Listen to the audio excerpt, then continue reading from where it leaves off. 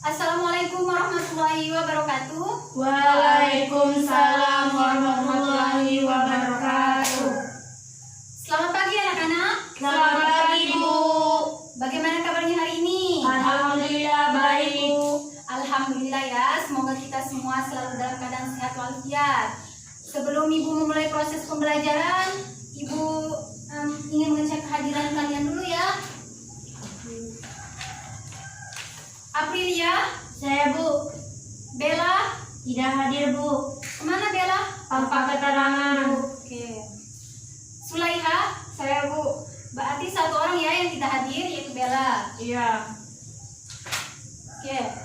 Nah, sebelum Ibu memulai proses pembelajaran, pada pertemuan minggu lalu kan kita telah mempelajari tentang apa itu hak asasi manusia dan apa itu kewajiban asasi manusia. Ada yang masih ingat apa itu hak dan kewajiban asasi manusia? Saya, Bu. Ya, Sulai?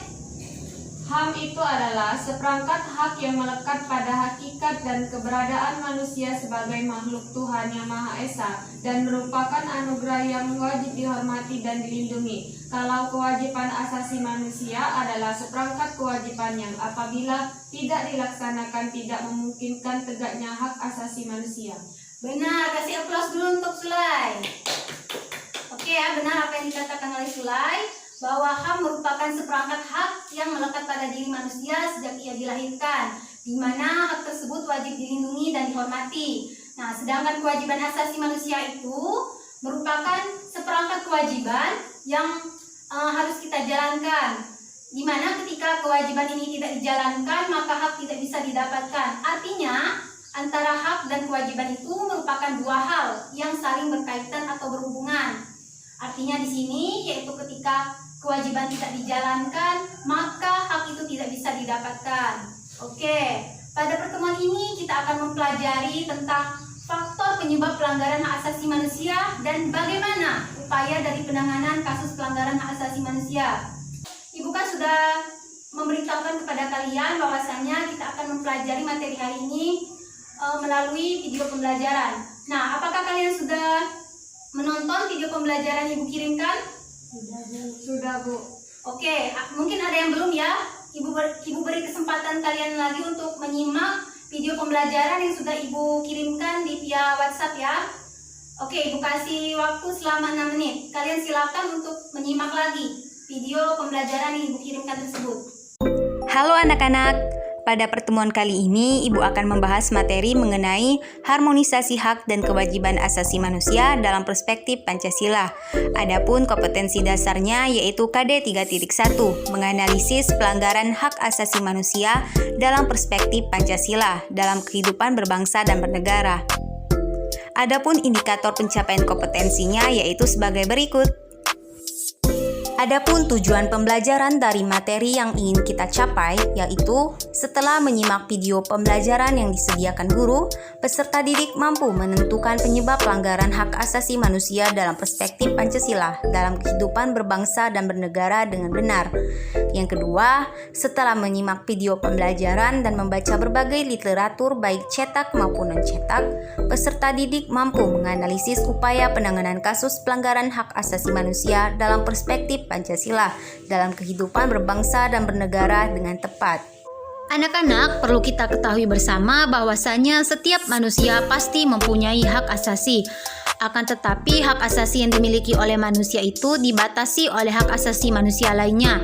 Dengan demikian, tidak ada seorang pun yang diperbolehkan untuk melanggar hak asasi orang lain. Akan tetapi dalam kenyataannya kita seringkali menjumpai atau seringkali mendengarkan terjadi kasus pelanggaran hak asasi manusia. Hal itu disebabkan oleh beberapa faktor. Di antaranya yaitu faktor internal dan faktor eksternal. Pertama yaitu faktor internal. Faktor internal ini merupakan dorongan untuk melakukan pelanggaran hak asasi manusia yang berasal dari diri pelaku pelanggar hak asasi manusia. Di antaranya yaitu pertama, sikap egois atau terlalu mementingkan diri sendiri. Anak-anak, sikap ini akan menyebabkan seseorang selalu menuntut haknya, sementara kewajibannya seringkali diabaikan atau tidak dipenuhinya. Seseorang yang memiliki sikap egois ini akan menghalalkan segala cara agar haknya itu dapat dipenuhi. Meskipun caranya tersebut dapat melanggar hak orang lain. Yang kedua yaitu rendahnya kesadaran akan HAM. Hal ini akan menyebabkan pelaku pelanggaran hak asasi manusia tersebut berbuat seenaknya. Pelaku pelanggar hak asasi manusia tidak mau tahu bahwa orang lain pun mempunyai hak asasi yang harus dihormati. Sikap tidak mau tahu inilah yang berakibat munculnya perilaku atau tindakan penyimpangan terhadap hak asasi manusia. Yang ketiga yaitu sikap tidak toleran. Sikap tidak toleran ini menyebabkan munculnya saling tidak menghargai dan tidak menghormati atas kedudukan atau keberadaan orang lain. Sikap ini juga pada akhirnya akan mendorong orang untuk melakukan diskriminasi kepada orang lain. Yang kedua yaitu faktor eksternal. Faktor eksternal ini merupakan faktor-faktor di luar diri manusia yang mendorong seseorang atau sekelompok orang melakukan pelanggaran hak asasi manusia. Faktor eksternal ini diantaranya yang pertama yaitu penyalahgunaan kekuasaan. Kekuasaan di sini bukan hanya kekuasaan yang merujuk pada kekuasaan pemerintahan, akan tetapi dalam bentuk kekuasaan lainnya. Salah satu contohnya yaitu kekuasaan di dalam perusahaan, di mana pengusaha tersebut yang tidak memperdulikan hak-hak buruhnya jelas melanggar hak asasi manusia. Oleh karena itu, setiap penyalahgunaan kekuasaan mendorong timbulnya pelanggaran hak asasi manusia. Yang kedua yaitu ketidaktegasan aparat penegak hukum. Nah, anak-anak, perlu kita ketahui ya bahwa aparat penegak hukum yang tidak bertindak tegas terhadap setiap pelanggaran hak asasi manusia tentu saja akan mendorong timbulnya pelanggaran hak asasi manusia lainnya. Penyelesaian kasus tersebut atau penyelesaian kasus pelanggaran hak asasi manusia ini apabila tidak diselesaikan secara tuntas akan menjadi pemicu bagi munculnya kasus-kasus lain. Para pelaku pelanggaran hak asasi manusia tidak akan merasa jerah karena itu tadi, yaitu ketidaktegasan dari aparat penegak hukum. Yang ketiga yaitu penyalahgunaan teknologi, di mana jika kita lihat dari efek negatifnya, penyalahgunaan teknologi ini misalnya dalam bidang produksi. Nah, di dalam bidang produksi tersebut ternyata dapat menimbulkan dampak negatif seperti munculnya pencemaran lingkungan, yang mana pencemaran lingkungan tersebut bisa mengakibatkan terganggunya kesehatan manusia. Baiklah, selanjutnya Ibu akan menjelaskan mengenai upaya penanganan kasus pelanggaran hak asasi manusia, di mana dalam menangani kasus pelanggaran hak asasi manusia ini, yang pertama yaitu dilakukan upaya pencegahan pelanggaran hak asasi manusia. Upaya pencegahan pelanggaran hak asasi manusia ini dapat dilakukan dengan cara pertama, menegakkan supremasi hukum dan demokrasi. Kemudian, meningkatkan kualitas pelayanan publik agar pelanggaran hak asasi manusia tersebut dapat dihindari. Yang ketiga yaitu meningkatkan penyebarluasan prinsip-prinsip HAM kepada masyarakat. Nah, penyebarluasan prinsip-prinsip HAM ini dapat dilakukan melalui lembaga pendidikan formal seperti SD, SMP, SMA maupun perguruan tinggi. Kemudian dapat juga dilakukan melalui lembaga pendidikan non-formal seperti tempat kursus maupun kegiatan keagamaan. Yang keempat yaitu upaya pencegahan pelanggaran hak asasi manusia dapat dilakukan dengan meningkatkan kerjasama yang harmonis antar kelompok dan antar golongan. Itu saja materi yang Ibu sampaikan pada pertemuan kali ini. Semoga ilmu yang Ibu sampaikan bisa bermanfaat bagi kalian dan bisa kalian terapkan dalam kehidupan sehari-hari. Wassalamualaikum warahmatullahi wabarakatuh. Bagaimana anak-anak? Apakah kalian telah menyimak video pembelajaran yang Ibu kirimkan? Sudah, Bu. Oke, ada yang ingin ditanyakan terkait materi tersebut? Oke, Aprilia ya. Contoh pelanggaran HAM itu yang bagaimana, Bu? Oke, Ibu akan menjawab pertanyaan dari April. Contoh pelanggaran hak asasi manusia itu yang seperti apa? Contohnya itu seperti pembunuhan, penyiksaan, perbudakan. Nah, ketiga hal tersebut bisa dikatakan sebagai pelanggaran hak asasi manusia. Nah, contoh nyatanya itu pernah terjadi di Indonesia, di mana terjadi pelanggaran hak asasi manusia yaitu seperti pembunuhan Marsina. Pembunuhan Marsina itu kan merupakan bisa dikatakan pelanggaran asasi berat karena Marsina itu merupakan buruh pabrik yang tidak diketahui kematiannya itu dibunuh oleh siapa.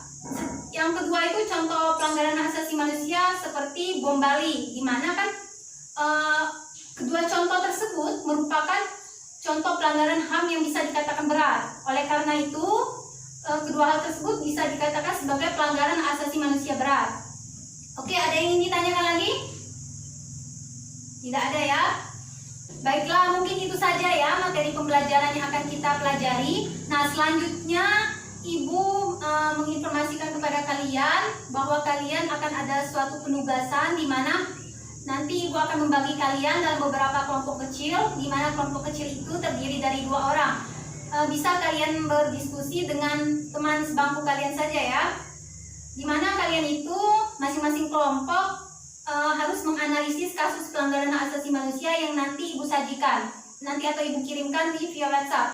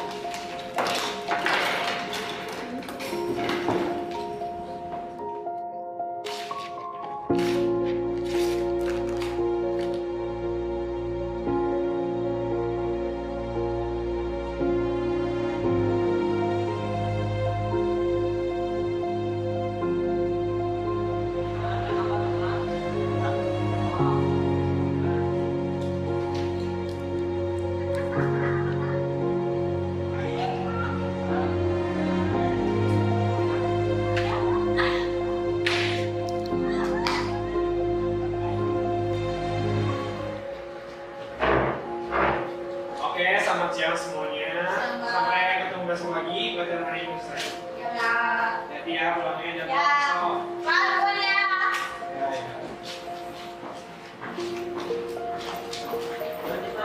Oh iya. Ya tadi ya. Bisa? Kamu sakit?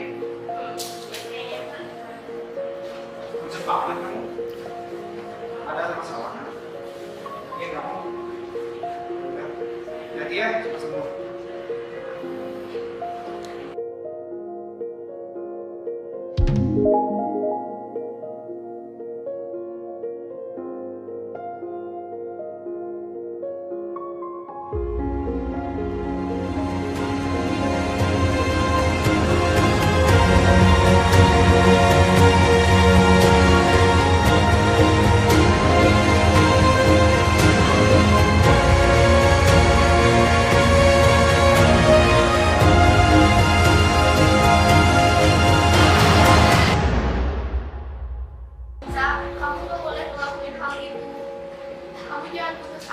Perjalanan hidup kamu masih panjang. Ya maaf, makasih Axel. Ya sama-sama.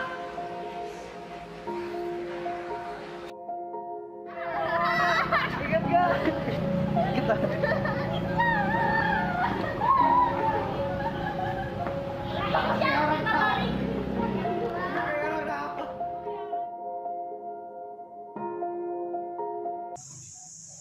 Baiklah, sebelum Ibu mengakhiri pembelajaran hari ini, ada yang ingin bertanya lagi terkait materi yang dipelajari? Tidak ada, Bu. Oke, tidak ada ya. Mungkin itu saja ya materi yang Ibu sampaikan. Semoga ilmu tersebut bisa bermanfaat bagi kalian dan bisa kalian terapkan dalam kehidupan sehari-hari. Sebelum kita mengakhiri pembelajaran, marilah kita mengucapkan hamdalah. Alhamdulillah. Terima kasih anak-anak. Sama-sama, Bu. Oke. Oke, wassalamualaikum warahmatullahi wabarakatuh. Waalaikumsalam warahmatullahi wabarakatuh.